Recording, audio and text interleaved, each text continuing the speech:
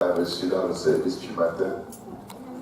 Parce que plus on a du temps, plus on est oisif, plus on est disposé à pécher contre Dieu. Amen. La Bible dit, résistez donc au péché, étant donc entouré d'une si grande nuée de témoins, résistons donc au péché qui nous embrase si facilement. Amen. Amen. J'espère qu'on est toujours ensemble. Alléluia. Gloire au nom de Jésus. Je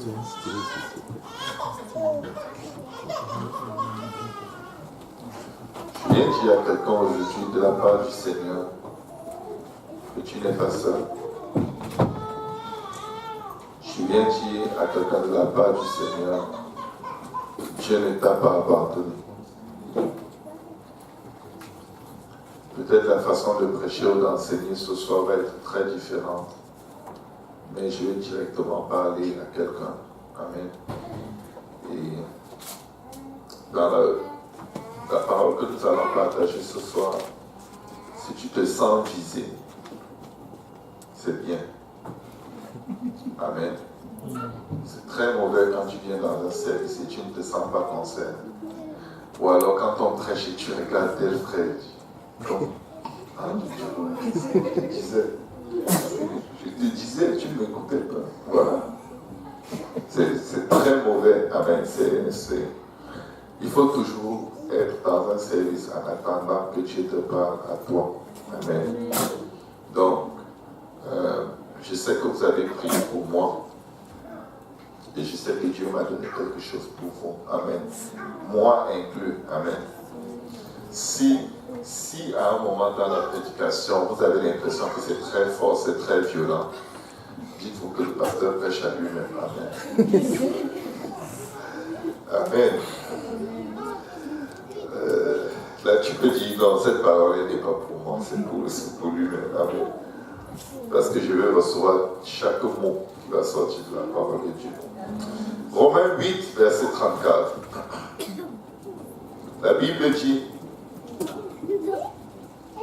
on va prendre la partie du verset 33. Romains 8, 33.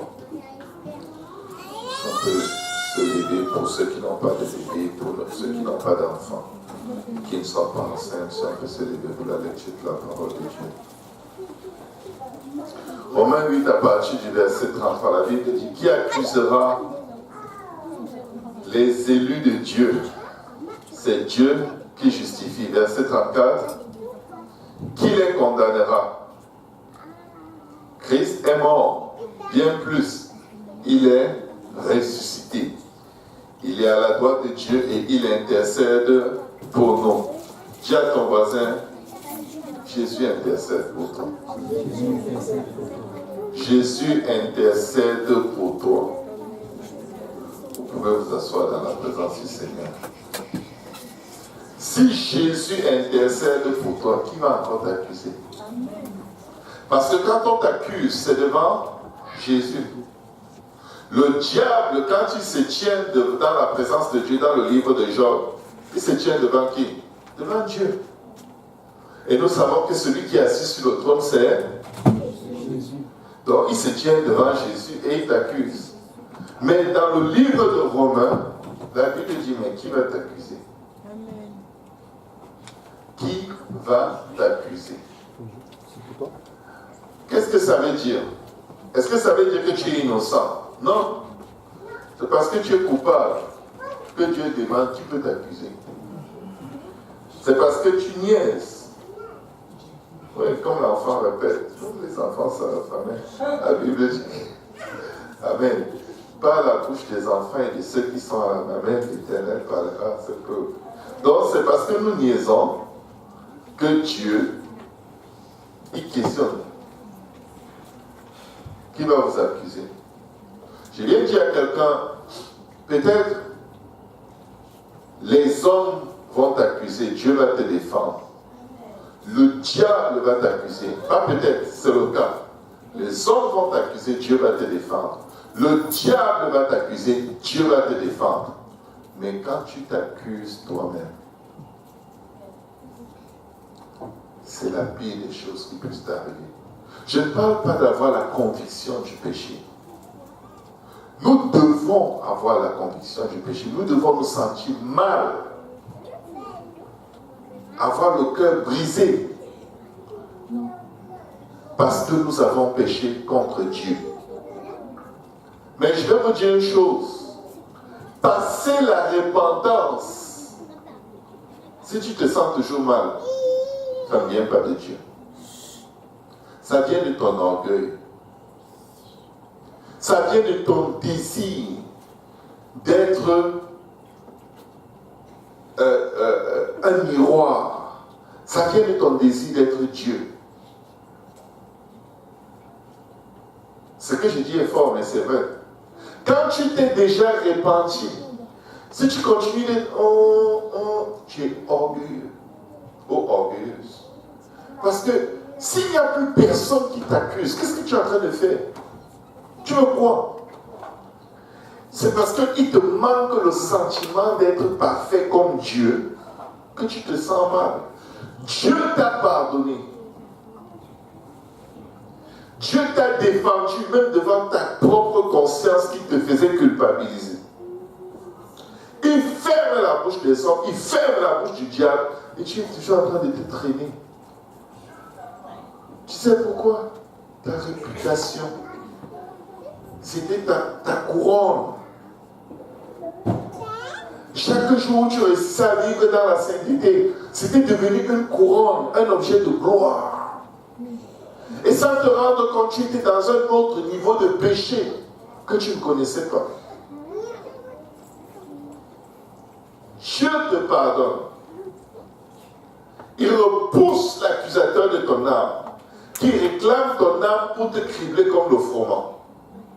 Dieu te délivre de tout moquerie, tout jugement. Et tu es toujours down. Pourquoi? Oh, pourquoi c'est arrivé? C'est arrivé pour te montrer que tu as un orgueil, une vanité, un orgueil de la vie qui faisait que tu étais encore plus perdu que tu n'imaginais, mais tu ne savais pas. Vous voyez, c'est le standard des chrétiens. Tu as fait une erreur. Tu as détesté ton erreur. Tu as été dégoûté. Tu as été tellement surpris. Et un déplaisir profond était dans ton âme. Tu es allé devant Dieu. Tu as pleuré. Tu as demandé pardon. Dieu, sa parole dit, si vous confessez vos péchés, il est juste et bon pour vous pardonner et pour vous purifier de toute iniquité. Tu te souviens de ta conduite qui était mauvaise et tu en as honte. Dieu t'a pardonné.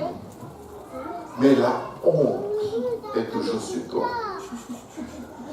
Pourquoi tu as honte en fait? Pourquoi tu as honte? Il y a des moments où la honte fait du sens, des moments où ça ne fait pas du sens. Tu peux avoir honte parce que tu es surpris.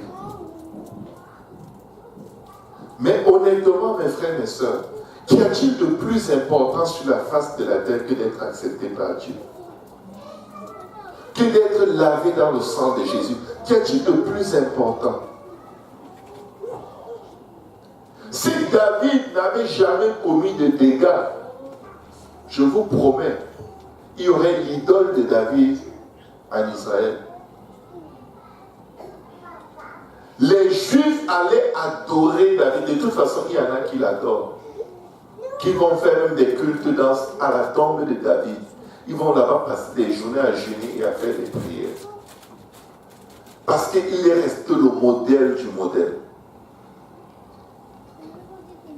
Mais Dieu, qui ne cautionne pas le mal, a permis que soit exposée la nature humaine de l'homme selon le cœur de Dieu, de David, pour faire comprendre à son peuple, c'est juste quelqu'un comme vous, tout le monde peut être comme David à mes yeux. Je peux avoir la même relation que j'avais avec David, avec n'importe lequel d'entre vous. Je peux me glorifier dans la vie de vous tous comme je me suis glorifié dans la vie de David. La preuve, David a fait des bêtises comme vous tous. Et il a même fait pire que vous. Mais je l'ai appelé l'homme selon mon cœur. Le message derrière ceci, c'est que tu peux être l'homme ou la femme selon le cœur de Dieu. Parce que l'idée que tu as de toi et qui te condamne vire toujours vers les choses mauvaises de ta vie. Mais est-ce que tu t'es déjà réjoui parce que tu as eu la grâce de venir adorer le Seigneur? Tu es de ce peu nombre de personnes qui élèvent leur voix et qui adorent le Seigneur en esprit et en vérité. Est-ce que face à tes erreurs, tu t'es déjà rappelé de cela et ça t'a consolé? Non. Je vais être parfait. Je ne veux rien me reprocher. Je ne veux même pas avoir des antécédents d'une quelconque erreur. Je veux avoir un CV spirituel qui est tellement propre, qui est tellement net. J'ai toujours dit la vérité, j'ai toujours été bon, j'ai toujours été ponctuel, j'ai toujours tout fait bien.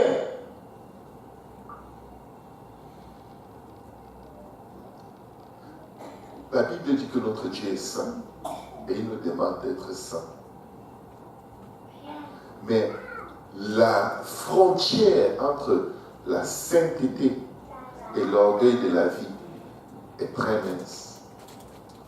Il y a 3 péchés principaux qui détruisent l'homme.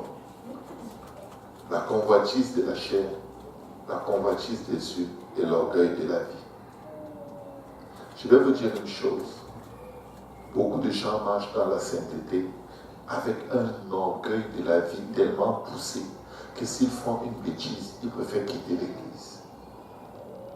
C'est l'orgueil de la vie qui fait que quand quelqu'un tombe, la personne quitte l'église. Parce que tu étais là pour ta réputation, mais tu ne savais même pas. Tu étais là pour ta gloire, mais tu ne savais pas. Dès que tu fais une erreur, tu commences à penser, qu'est-ce que les gens vont dire? Et qu'est-ce que les gens vont penser? Et qu'est-ce qu'ils vont... Tel va dire que le jour où je lui avais dit, ne fais plus ceci. Oh, il va se rappeler. Oh, ah, oh, ah. Dieu m'a appelé à Koudjouak. Tu fuis quoi? Pourquoi ton appel est si subit? En 3 jours, tu as déjà fait tes bagages. Il t'a appelé quand? Hier. Tu as acheté le billet d'avion quand? Hier soir. Tu es en train de fuir quelque chose. Ça, c'est pas l'appel de Dieu. Tu sens que ton orgueil va en prendre un coup. Et tu essayes de faire du Speedy Gonzalez spirituel. Avant qu'on ne te découvre. Avant que les gens ne disent que... Je vais vous dire une chose.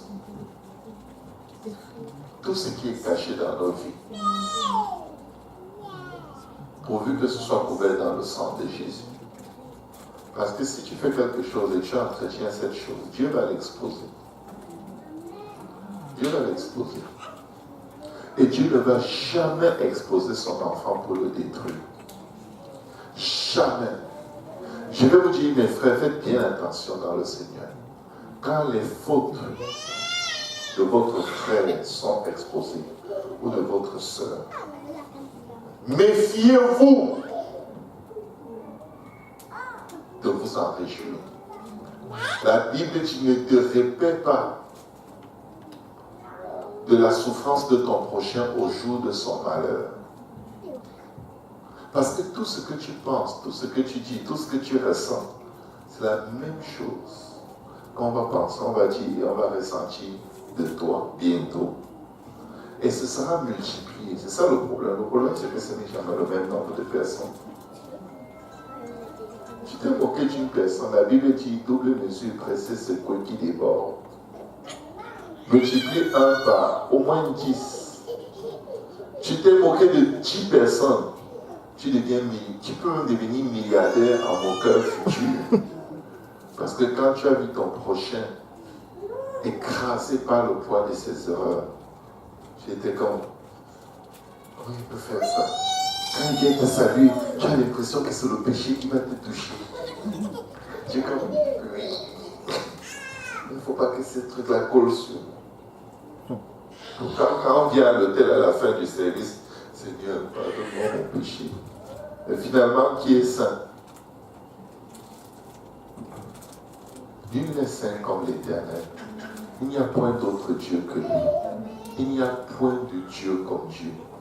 La sainteté à laquelle il nous appelle ne va jamais, dans votre vivance sur la terre, arriver à un endroit où vous ne faites pas d'erreur. Ce n'est pas une licence de péché. Je suis en train de parler à quelqu'un qui s'en veut tellement, qui se condamne tellement, qui s'accroche tellement à son erreur. Jésus t'aime. Jésus t'aime. Ton erreur est peut-être un coup de fouet qui va t'enseigner pour le restant de ta vie.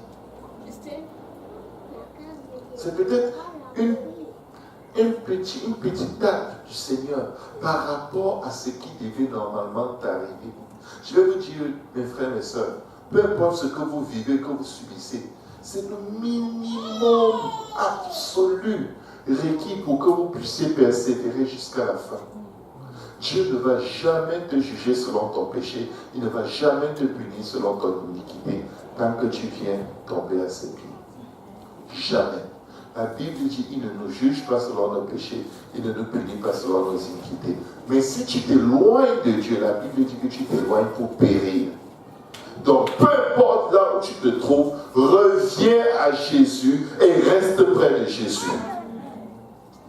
Là où Goliath t'a insulté, là où Goliath t'a menacé, là où tu t'es senti petit comme un chrétien devant Goliath, c'est à cet endroit où tu es humilié qu'il faut que tu réussisses à vaincre Goliath. Ne fuis pas. Vous savez, un jour, je disais à quelqu'un,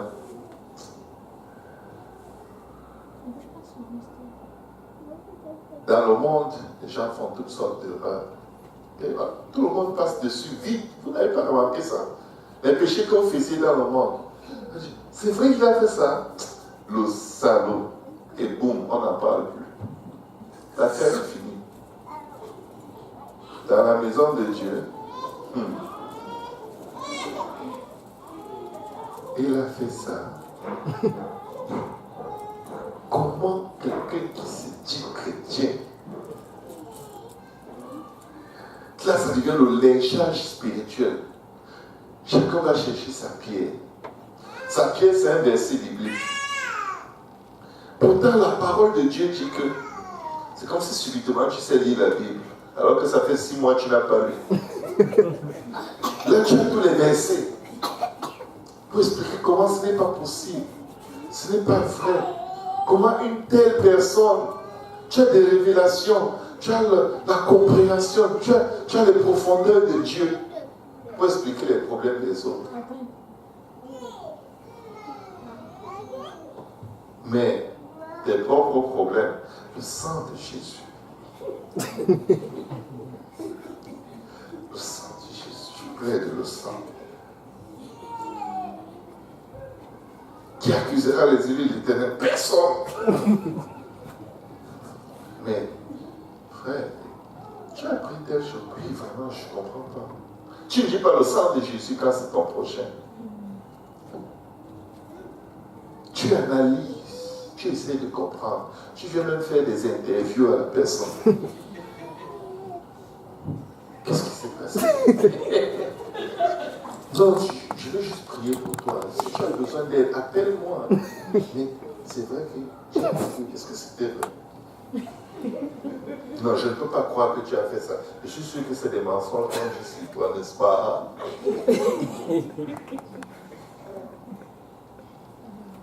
Si tu passais des entrevues pour chaque péché que tu faisais, je suis sûr que tu aurais fui Dieu. Tu aurais supplié le Seigneur de t'enlever de la face de la terre.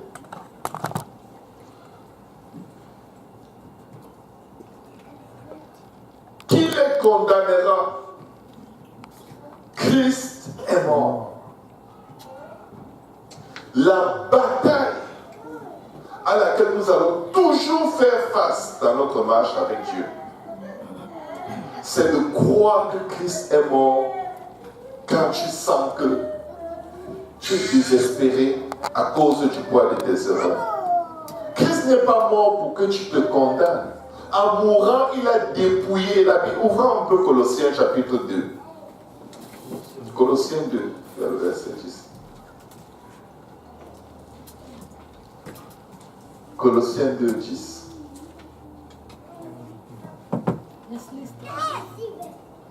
Quand la Bible dit Christ est mort, bien plus, il est ressuscité, ce n'est pas par hasard. Amen.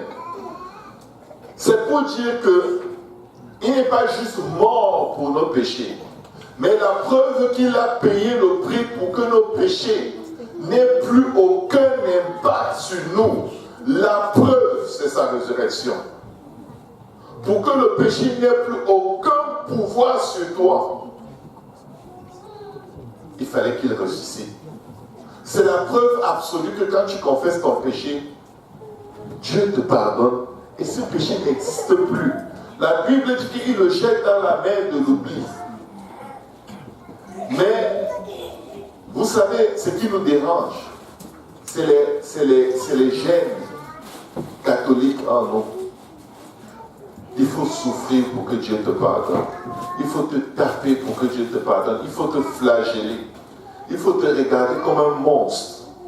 Je vais vous dire une chose. Si tu fais une erreur, et cette erreur vient te convaincre que tu es quelqu'un de mauvais, de très mauvais, et que tu es comme ça, et tu vas toujours être comme ça, tu ne réussiras pas à te remettre à un endroit où tu vas faire ce qui est bien. Tu sais, quand tu t'acceptes comme étant méchant, comme étant impie, comme étant malhonnête, quand tu dis de toi-même des choses négatives, devine ce que tu vas produire, des choses négatives. Ce que tu dis de toi est plus important que ce que tout le monde dit de toi. Il y a deux voix qui sont importantes dans ta vie. La voix de Dieu et ta propre voix. La voix du diable n'a pour réponse que le sang de Jésus. La voix des hommes n'a pour réponse que le sang de Jésus. Mais toi, oh, je suis mauvais. Je suis très mauvais. Ce n'est pas parce qu'on te reproche la même chose tout le temps que c'est ça que tu es. Non. Ce n'est pas parce qu'on te reproche la même chose tout le temps que c'est ça que tu es. Amen. Tu peux faire mieux. Amen. Tu peux être mieux. Amen. Tu en as le pouvoir. Et quand on te reproche quelque chose tout le temps, ça ne veut pas dire que tu es ça, mais que tu es en train d'être ce que tu n'es pas. Alléluia. Amen. Si tu as un enfant à la maison qui va tout le temps prendre la farine de pâtissière pour mettre sur son visage, tu vas toujours le lui reprocher. Tu ne vas jamais arriver à un endroit où tu dis « Ah, je laisse qu'il fasse ce qu'il veut ». Mais le jour où vous vous préparez pour aller à l'église, tu habilles bien l'enfant, l'enfant prend la farine et met. Là, tu ne vas pas dire qu'il fait ce qu'il veut. On va te parler jusqu'à ce que tu changes. Parce que tu es en train d'être ce que tu n'es pas. Ce n'est pas ça, l'enfant de Dieu. Ça, c'est l'image que le diable veut qu'on te colle comme étiquette sur le dos. Et si tu peux juste écouter, sans te plaindre, sans te défendre, tu vas finir par avoir tellement de dégoût de cette chose qu'on te reproche que tu ne la feras plus. Mais si lorsqu'on te parle, tu t'irrites, tu te lèves, comme Caïn, tu vas tuer ton frère. Tu vas finir par tuer quelqu'un, soit avec les paroles de ta bouche, soit avec des actes. Alléluia. Amen. Dieu t'a pardonné. Ton prochain vient encore te reprocher. C'est correct. Tu me reproches selon le fruit que j'ai porté. J'ai compris. La personne revient encore dessus. C'est encore correct. Parce que c'est tout ce que la personne sait de toi. La personne ne sait pas te voir comme Dieu te voit.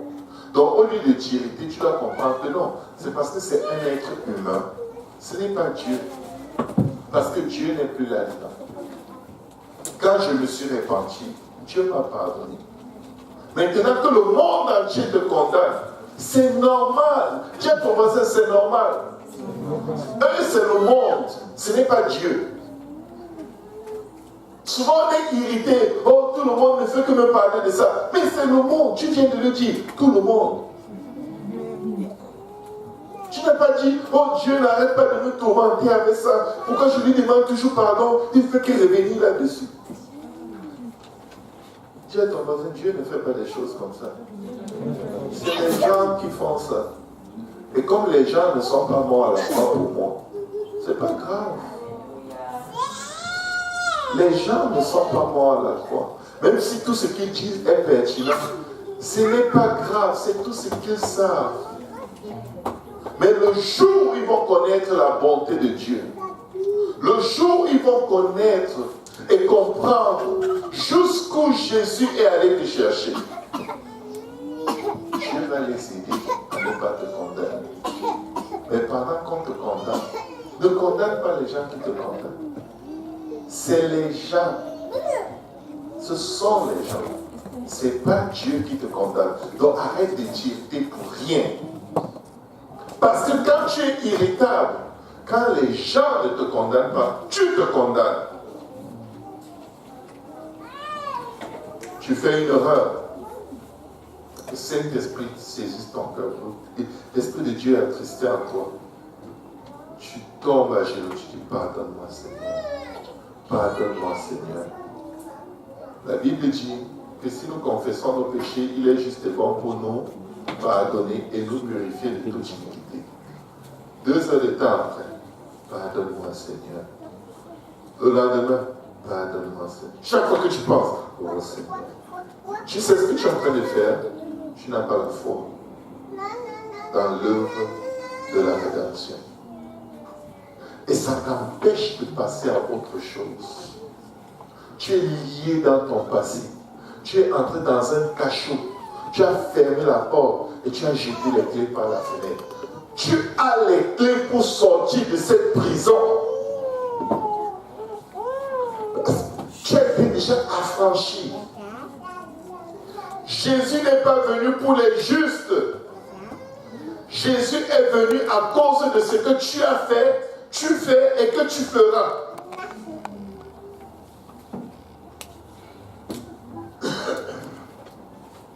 Quelqu'un va se dire, d'habitude, le pasteur Serge crie sur les gens à cause du péché. Mais là, il est en train de crier sur les gens parce qu'il n'arrive pas à se pardonner. Je ne crie pas sur les gens. Je suis en train de parler au monde spirituel, à tout esprit qui vous bombarde avec les c'est de ta faute si telle chose s'est passée, c'est de ta faute. Tu sais que c'est de ta faute, Dieu ne sait même plus, parce qu'il a déjà effacé. Ton prochain sait que c'est de ta faute. Et puis, je vais te dire, si quelqu'un revient sur quelque chose que tu as fait, 1 fois, 2 fois, 3 fois, 4 fois, dis à la personne, est-ce que tu peux juste aller mourir à la croix pour moi? Tu me laisses tranquille. Je l'ai déjà fait. Je vais te demander, tu veux que je m'excuse en léchant au sol? Tu veux que je nettoie la maison avec la langue pour que tu comprennes que j'ai demandé pardon, tu regrettes? Tu veux quoi? Qui t'envoie? De le Saint-Esprit. Laisse-moi. Tu ne veux pas me laisser. Prends ma croix, meurs pour moi, sauve-moi. Je suis mauvais, c'est à tes yeux, pas aux yeux de Dieu. Mon Dieu est bon. Et il m'a acheté. Sachez vous défendre, mes frères et sœurs. Si vous ne savez pas vous défendre, vous allez vous tuer vous-même. Même si ce n'est pas quelqu'un qui vous le dit, vous-même vous allez être en train de vous le dire dans la tête. Oh, tu es mauvais. Oh, tu es toujours comme ça. C'est la 1000e et 1e fois qu'on te reproche ça. Et ça continue. Tu vois, tu es né comme ça. Tu vas mourir comme ça. Tu vas rater l'enlèvement. Et tu es comme, c'est vrai. Oh, c'est vrai. Oh. On dit, pasteur Serge arrive. Oh, là, j'ai déjà raté l'enlèvement. Ce n'est pas comme ça. Souviens-toi, Christ est mort lorsque nous étions pécheurs. Il est venu te racheter quand tu étais plongé dans la boue de tes iniquités. S'il est venu te chercher là-bas et que maintenant tu marches avec lui et que tu tombes encore, tu retombes dans les mêmes choses, parfois même pire. Tu crois que quelqu'un qui est venu te sauver pour la première fois au point de mourir pour toi, sans aucune garantie que tu vas le servir, maintenant que tu marches avec lui et que tu fais des erreurs, même pire, il ne reviendra pas. Pour chaque seconde où tu as marché avec le Seigneur, Dieu sait que tu vaux la peine. Dieu sait que tu vaux la peine. Arrête de te taper la tête au mur. Oh, pourquoi j'ai fait ça? Depuis là, on me regarde. Quand je pense qu'on me regarde, on ne devait pas te regarder, tu es invisible. Tu tapes la tête pour on me regarde. Moi, comment tellement regarder? Pasteur, je t'ai dit, on ne m'aime pas ici. Comment ça? Pasteur, comment? Tu aimes les gens? Oui, j'aime tout le monde. Et comment tu sais qu'on t'aime pas? On m'a regardé. Tu étais invisible. Tu avais mis ton masque. Non, pas constaté. On m'a regardé. Oh my God. Les gens quittent l'église parce qu'on les a regardés. Oh. On m'a regardé. Satan est un menteur. Il ment mal. Il a des mensonges laids. Il te met dans la tête qu'on t'a regardé. Il ne faut plus venir parce qu'on te regarde trop. Et après, il va te dire, tu vois, tu viens, personne n'a même ton temps. Personne ne te regarde. Il veut que tu parles parce qu'on te regarde. Et il veut aussi que tu parles parce qu'on ne te regarde pas. Et c'est chaud, hein? Le monde spirituel est fou, hein? C'est un monde où il y a la démence. Si tu écoutes les voix qui parlent dans ta tête, je vous dis là, les choses pour lesquelles tu te plains aujourd'hui, ce sera les choses que tu apprécies demain. Mais les choses pour lesquelles que tu apprécies aujourd'hui, ce sera les choses pour lesquelles tu vas te plaindre demain. Personne ne s'occupe de moi. Depuis que je suis à l'église, personne ne me cherche, personne ne m'appelle. Dieu entend ton cri. Il te donne plein d'amis. Oh non, je n'aime pas ça. Tout le temps on parle de moi. On s'occupe trop de moi. On se mêle de mes affaires. C'est toujours toi qui étais. Tu sais qu'il y a personne. Maintenant, il y a trop de gens. Mes frères, mes sœurs, Christ a payé le prix. Et personne d'autre ne va payer. Si tu me reproches quelque chose, c'est sûr, je vais te demander pardon. Que ce soit pertinent ou pas, dès le moment où tu as été offensé, je vais juste te demander pardon. Mais si tu reviens dessus 3, 4, 5 fois, je vais fabriquer une grosse croix pour toi. Je vais écrire tous les péchés que tu me reproches dessus. La prochaine fois que tu viens, je dis, attends, j'ai qu'un péché pour toi. Tu vas porter ça pour moi, parce que ça m'a dépassé. Voici ma croix. Porte-la. Et si tu ne peux pas la porter, ne parlons plus de ça, ok? Parce que je crois que Jésus l'a déjà porté.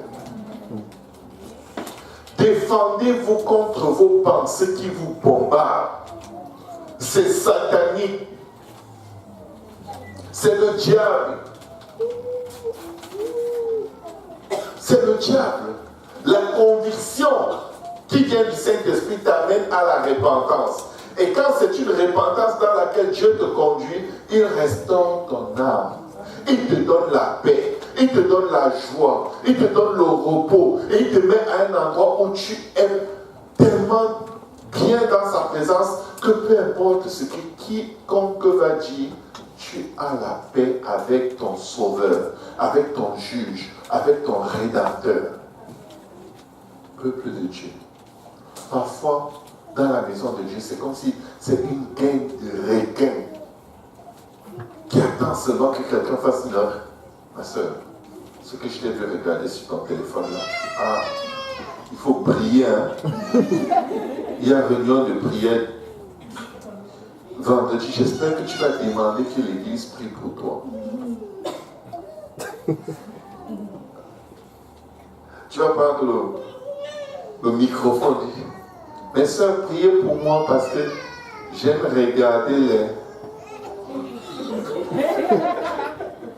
Tu aimes regarder quoi? Pourquoi tu ne parles pas? C'est le diable qui veut que tu te taises. Vas-y, lance, envoie. Tu aimes regarder les...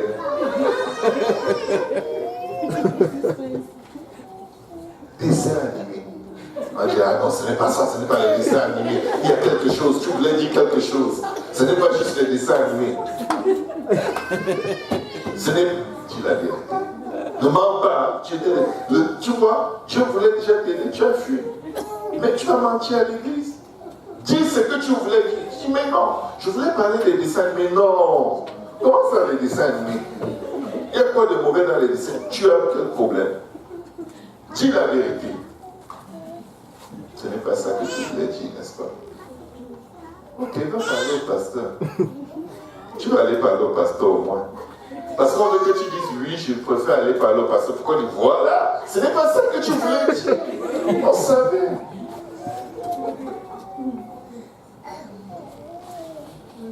Comment tu peux prendre le micro pour confesser que tu aimes les dessins animés? Quand on prend le micro, on doit confesser les grosses choses. Je vous dis, les dessins animés peuvent t'avoir un enfer. Ça peut te déconnecter de Dieu, tu n'as même pas l'idée. Ça peut sucer toute l'onction de Dieu en toi. Tout peut le faire. Même la nourriture. Tout peut le faire. Peuple de Dieu. La Bible dit, Colossiens 2. À longtemps, Colossiens 2.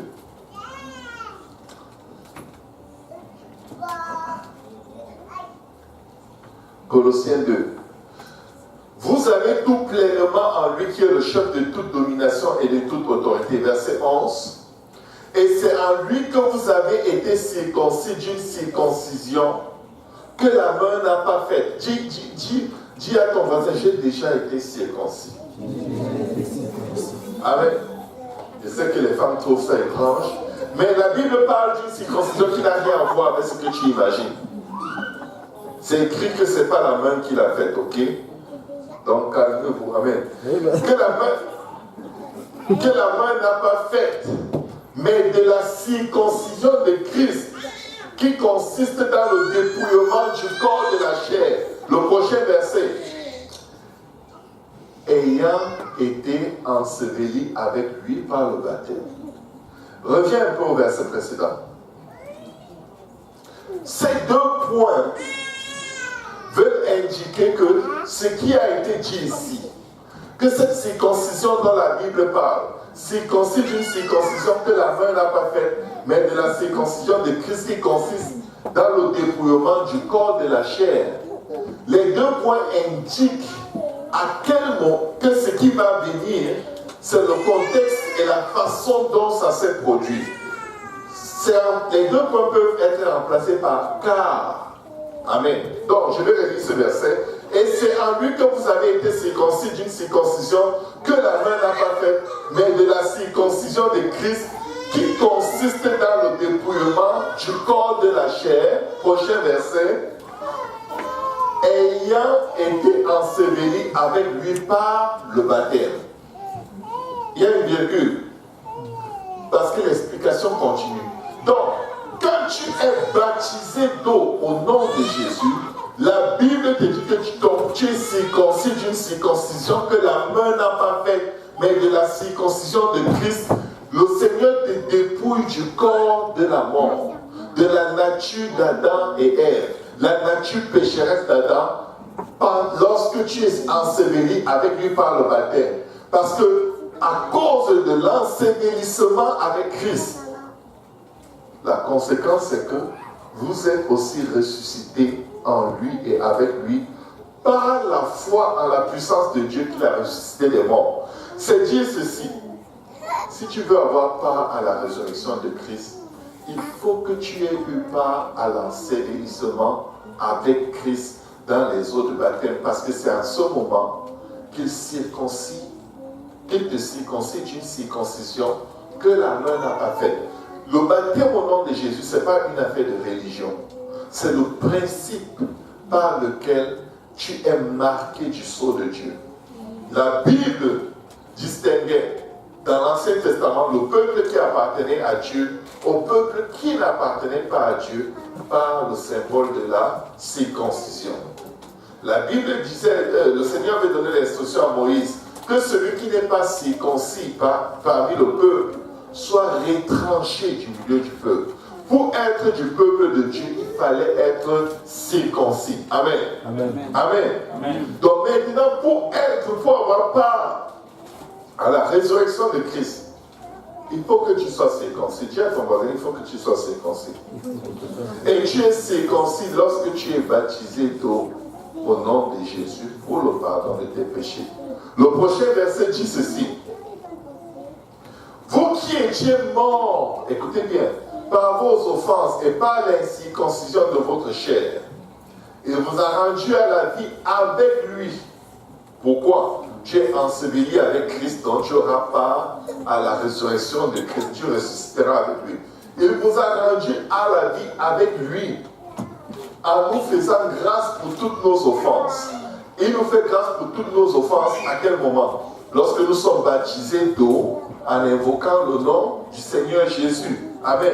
Le verset 14 nous dit, il a effacé, que quelqu'un dise il a effacé, l'acte dont les ordonnances nous condamnaient et qui subsistaient contre nous. Il a effacé la chose qui te fait que revenir dans ta tête. Il l'a effacé.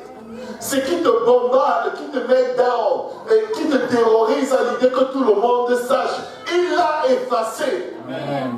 Tu es en train de gaspiller du temps, tu es en train de gaspiller de l'énergie parce que nous sommes dans un combat spirituel. C'est pourquoi la Bible nous demande de revêtir le casque de la foi. C'est par la foi que nous sommes sauvés. La foi en quoi? La foi en cette parole qui dit il a effacé. Pourquoi est-ce que c'est sur la tête le casque?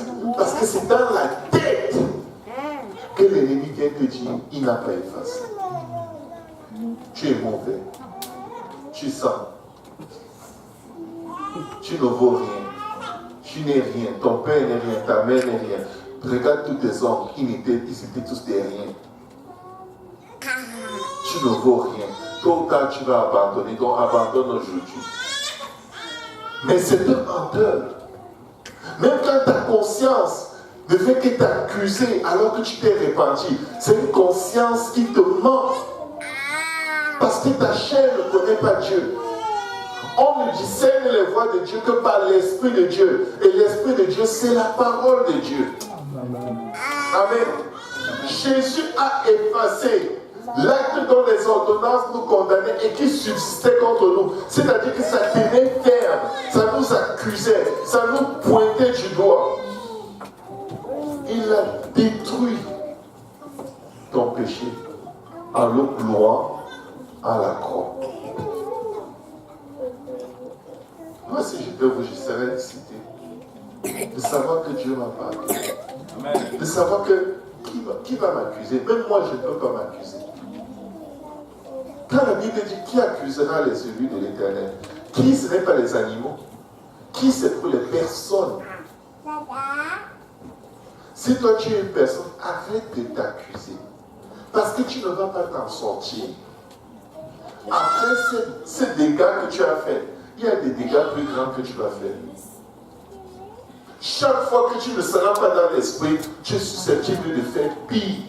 Parfois, on va arriver à un endroit dans la vie où on croit qu'on a fait le pire de tous nos péchés.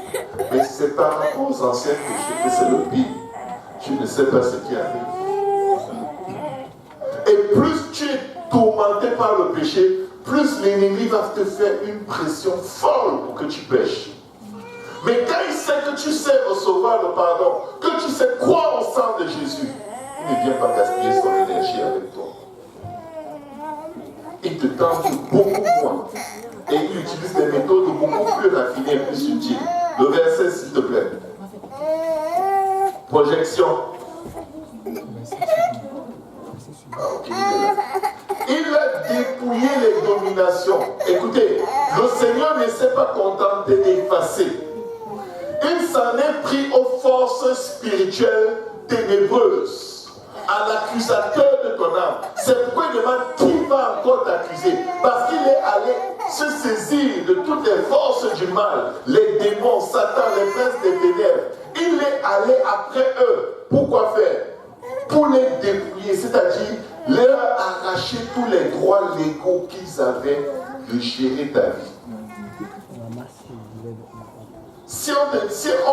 Si tu arrives à l'église, tu dis que tu t'es fait attaquer dans la rue et on t'a dépouillé, ça veut dire qu'on t'a pris tout ce qui t'appartenait. Tout ce que tu avais de bon ou d'important.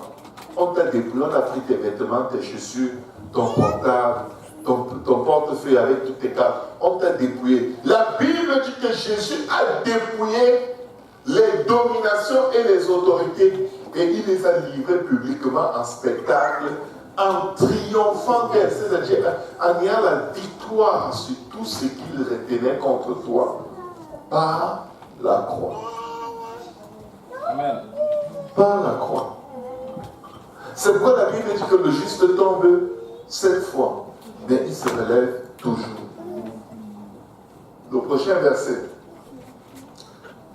Que personne donc ne vous juge, ça parle du manger et du boire, des fêtes, nouvelle lune, sabbat, blablabla. Ça veut dire que les rites, les traditions qu'il faut faire pour plaire à Dieu, ne te laisse pas condamner avec ça.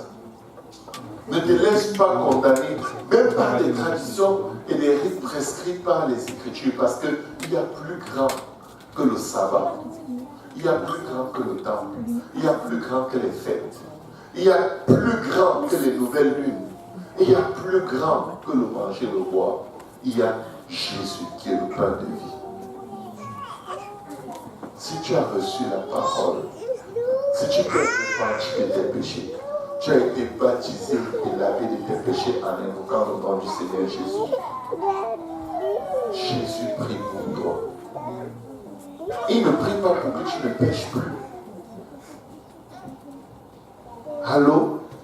Jésus ne prie pas pour nous pour qu'on ne pêche plus, mais pour qu'on ne perde pas notre foi. Et dit à Pierre, Satan t'a réclamé pour te cribler comme le froment. Mais j'ai prié pour toi. Afin que tu gardes la foi. Il n'a pas prié pour que Pierre ne tombe pas. Il lui dit à Pierre, la veille du jour où Pierre va le régner.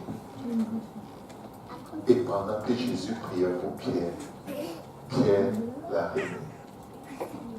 Mais il y a plus fort que ton péché, ta foi. Ta foi va vaincre ton péché. Tu ne peux pas vaincre le péché si ta foi ne dépasse pas. Ta foi dans le sang de Jésus ne dépasse pas ta foi dans ton péché.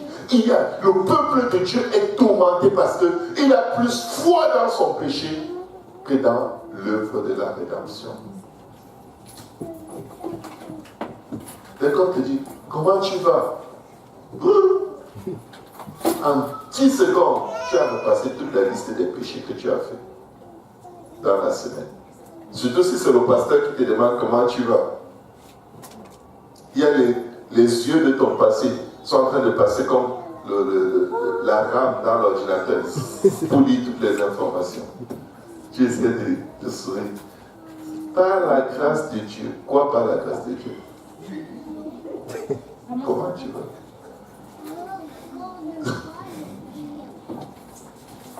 Comment tu vas? Dieu est bon. Tu sais que Dieu est bon. Comment tu vas?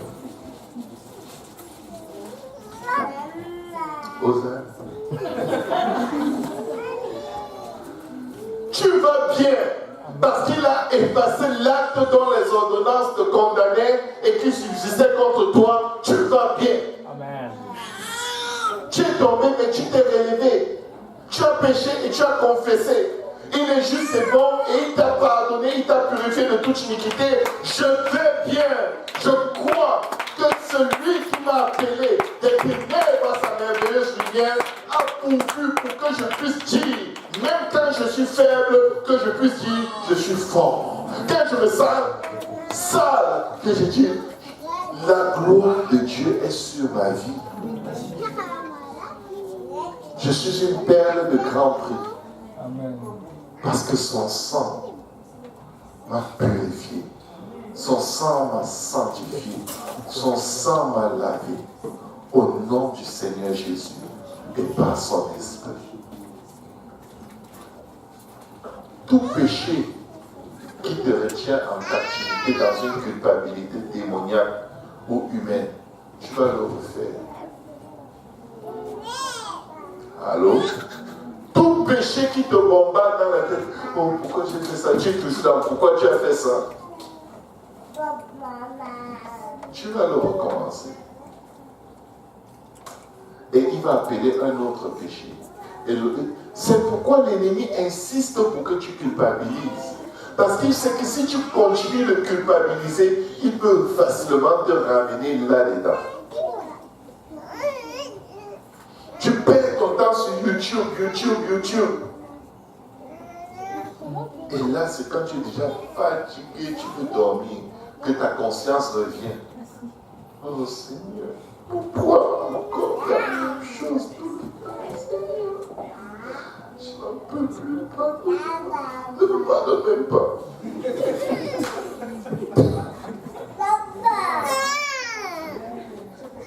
Ne me pardonne pas. Parce que je vais recommencer de toute façon. Je suis trop faible. Comment tu vas me sauver de là? Je n'en peux plus. Est-ce que tu vas me pardonner? Lui, non. Si tu ne me pardonnes pas, tu as raison. Qui n'a pas raison? Il est venu pour te pardonner. Il pouvait rester au ciel. Il n'est pas temps de jouer au loto avec toi. Il est venu te sauver. Tu as besoin de salut, il est là. Il est là. Arrête de dire, oh, je n'ose même plus te demander. Demande pardon. Demande pardon. Demande pardon. Demande pardon. Demande pardon. Demande pardon et tais-toi. N'argumente pas avec Dieu. Il est là pour ça. Le Fils de l'homme n'est pas venu juger le monde. Il est venu afin que les brebis aient la vie et qu'elle ait en abondance. Là où le péché abonde, la grâce surabonde. Tu as plus de grâce que de péché. Amen. Tu as plus de grâce que de péché. Amen. Nous avons vaincu Satan à cause de la parole de notre témoignage et du sang de l'agneau. Ton témoignage, c'est que tu as été pardonné. Qui te condamnera? Si quelqu'un continue, tu dis le sang de Jésus. Je viens de te dire que Dieu m'a pardonné. C'est quoi ton problème? Le sang de Jésus. Si je plaide le sang de Jésus sur quelqu'un, je n'ai pas dit que tu es démon, ok? Je veux juste laver tes pensées.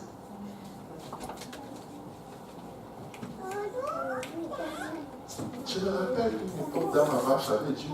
Je disais à Dieu, tu sais, par rapport à tel péché, ne parlons plus de ça. Passons à autre chose. Heureux! Heureux! Parce que quand tu te répands, tu commences à regarder à ta sainteté. Non! Regarde à la croix. Garde les yeux sur la croix. Garde les yeux sur la croix. Il y a deux endroits dans lesquels le Seigneur a demandé de garder les yeux. Sur la croix et sur la moisson. Non seulement tu gardes les yeux sur la croix pour savoir que ce n'est pas la grâce que nous sommes sauvés au moyen de la foi. La foi en quoi? Il a effacé l'acte dont les ordonnances nous condamnaient. Christ est mort afin que j'ai la vie. Je n'ai plus de condamnation. Il n'y a donc plus de condamnation pour ceux qui sont en Jésus-Christ, qui vivent selon l'esprit et non selon la chair. Donc je dois m'arranger à garder les yeux sur celui qui m'a racheté à la foi et à chercher d'autres personnes pour leur dire: garde les yeux sur la croix. Écoutez bien mes frères et sœurs. On a une très bonne illustration dans l'Ancien Testament. Le peuple a péché, énervé Dieu. Il a envoyé des serpents C'est Dieu qui a envoyé des serpents. Ce n'est pas le diable. Le diable n'avait rien à voir avec tout ça. Le serpent, les serpents, écoute, tu entres dans ta chambre, tu barricades, il n'y a aucun trou, un serpent apparaît, il te mord. Et le seul moyen de ne pas mourir, c'était de lever les yeux vers le serpent d'airain que Dieu a demandé à Moïse de fabriquer. Tu devais garder les yeux sur le serpent d'airain, sinon tu meurs. Quand un serpent t'avait mordu, tu n'avais pas besoin de toucher à la plaie. Pas toi, pour arriver à un endroit où tu vas avoir les yeux sur le serpent d'airain. C'était tout. C'était tout. C'était tout. Parce que le fait que tu gardais les yeux sur le serpent d'airain, ça montrait que tu t'es repenti. Si tu n'avais pas la repentance, tu n'allais pas aller regarder le serpent d'airain. Regarder à la croix de Jésus, c'est la preuve d'une vraie repentance. Quand tu regardes à toi-même, tu es dans l'orgueil de la vie. Tu ne peux pas vraiment te repentir si tu n'as pas les yeux fixés sur la croix, sur la victoire de la croix. Toute autre chose, c'est l'orgueil de la vie. Et je vous dis, il y en a des milliers qui sont morts parce qu'ils n'ont pas regardé au bon endroit. Mes frères et mes soeurs, nous pouvons y arriver. Christ est mort. Il a été enseigné. Et le troisième jour, il est ressuscité d'entre les morts. C'est la plus belle histoire d'amour qui existe sur la face de la terre. C'est l'événement le plus merveilleux. Parce qu'il a vaincu celui qui avait le pouvoir sur le péché et sur la mort, Satan. Il a pris tout, il nous a donné. Et dit, voici, je vous ai donné le pouvoir de marcher sur les serpents et les scorpions et sur toute la puissance de l'ennemi, et rien ne pourra vous nuire. Tu peux marcher une conscience et des pensées en paix avec Dieu et avec toi-même si tu sais regarder à la croix. Si tu ne sais pas regarder à la croix, tu ne vas pas tenir dans la foi. Un jour, tu vas te condamner pour toujours. Tu veux demander quelque chose à Dieu. C'est le même esprit qui vient te dire tout le temps. Ah, tu ne mérites pas. Dieu ne peut pas te répondre parce qu'il y a ci, parce qu'il y a ça. Dieu ne peut pas te répondre parce qu'il y a ci, il y a ça. C'est un mensonge qui vient des profondeurs de l'enfer. Dieu va t'exaucer. Ce que tu demandes à Dieu, Dieu le donne aux païens. Dieu le donne aux gens qui rejettent Dieu, aux athées, aux impies, aux buveurs, aux prostituées. Dieu le leur donne. Et toi, quand tu veux demander, le diable te dit, oh non, comme tu n'es pas souvent fidèle, Dieu ne peut pas te donner. Ah, donc tous ceux qui l'ont là, c'est des fidèles là. Ah, ils prêchent l'évangile, ils jeûnent, ils prient. C'est quoi, ils ont une si belle voiture. Ok. Ils ne mangent jamais, ils sont purs, ils ont 4 Saint-Esprits. Satan est un menteur et le père du mensonge. Et chaque fois qu'il parle, il ment. Le Seigneur a déjà dit, il n'y a point de vérité en lui. Même tout ce qu'il dit qui paraît être vrai, c'est faux. Ce qu'il dit, ce n'est pas ce qu'il a. Ce que tu entends là, ce n'est pas ce qu'il est en train de dire. Un manipulateur, un abuseur, un pédophile. Il abuse les enfants de Dieu. Et le sang de Jésus se fait contre lui. En ce moment, on va se lever. Quelqu'un doit se décider aujourd'hui de récupérer sa pensée, de récupérer son esprit, son cœur d'entre les mains du diable, de l'accusateur.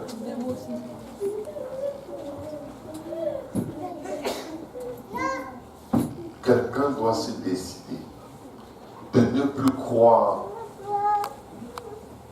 à ses défauts plus qu'au potentiel de l'Esprit de Dieu en nous. C'est une décision personnelle. Culpabiliser, c'est devenu un luxe.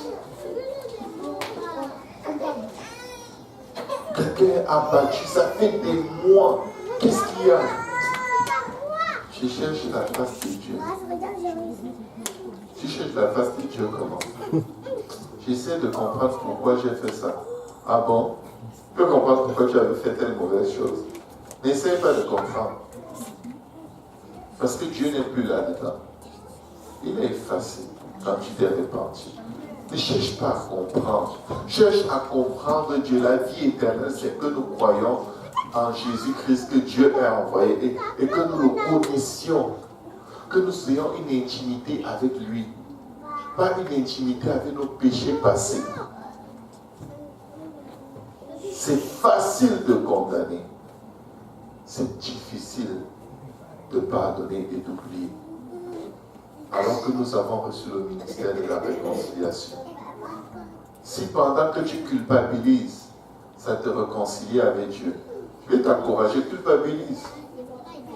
Mais ça t'éloigne de Dieu. Cette culpabilité t'éloigne de Dieu. Tu es stressé par ton passé. J'espère qu'ici personne ne va savoir tout ce que j'ai fait. Et puis, si on sait, ça fait quoi? Toi, tu sais ce que tu as fait, ça te fait quoi?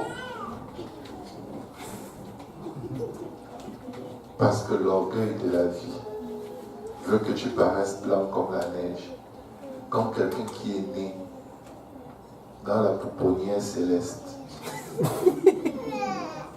Tu es né sur la terre, là où il y a le péché et l'iniquité. Tes parents t'ont conçu dans le péché. Ah non, mes parents étaient mariés, ils étaient deux pécheurs mariés.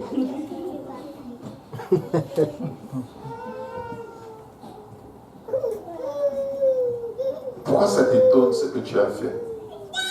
C'est dans le sang humain, mais dans le sang de Jésus, tout ce que tu as fait a été effacé. C'est le meilleur des sangs. De même que le sang de tes parents coule dans tes veines et te fait répéter les péchés de tes parents. Et la Bible te dit, ne vivez pas selon la vaine façon de vivre que vous avez hérité de vos parents. Je viens dire à quelqu'un, le sang de Jésus coule maintenant sur toi. Alléluia. Et le sang de Jésus, parce que tu y crois, va te faire oublier ce qu'il y a en arrière et courir pour atteindre le but des plans que Dieu a formés pour ta vie avant que tu ne sois formé dans le sein de ta mère. Que quelqu'un dise le sang de Jésus. Le sang de Jésus. Le sang de Jésus. Le sang de Jésus. Le sang de Jésus. Le sang de Jésus. Le sang de Jésus. Le sang de Jésus. Le sang de Jésus. Le sang de Jésus. Le sang de Jésus. Le sang de Jésus. Le sang de Jésus va faire que tu ne seras plus esclave de la peur, mais que tu vas dire, je suis enfant de Dieu. Tu as fait une erreur, oui, mais je suis enfant de Dieu. Tu avais fait ceci, mais je suis enfant de Dieu. Oh, mais tu es toujours comme ça. Je suis enfant de Dieu. Tu m'as ébloui par tes mélodies. Est-ce que quelqu'un connaît cette mélodie?